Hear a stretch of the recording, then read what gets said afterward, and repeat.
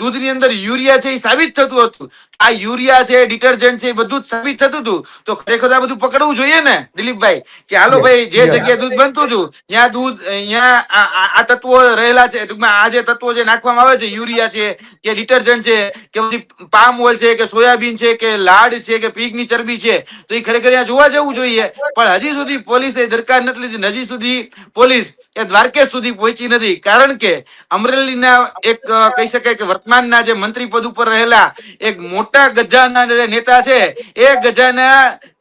મોટા ગજાના નેતાના એ દ્વારકેશ નામની સંસ્થાના 4 હાથ છે, એટલે અહીંયા હજી સુધી પોલીસ પહોંચી જ નથી, એટલે આ મંત્રીઓ એને છાવરે છે, આ દૂધના અહીંયા જે કાળો કારોબાર, જે સફેદ દૂધનો જે કાળો કારોબાર ચલાવે છે, એ વર્તમાન જોવા જઈએ તો જે ડેરી છે સૌથી મોટી ઉત્તર ગુજરાતની ડેરી, આપણે જે એનિમલ હસબન્ડરી વિભાગ જેના અંડરમાં આવે છે કૃષિ પ્રધાન તરીકે,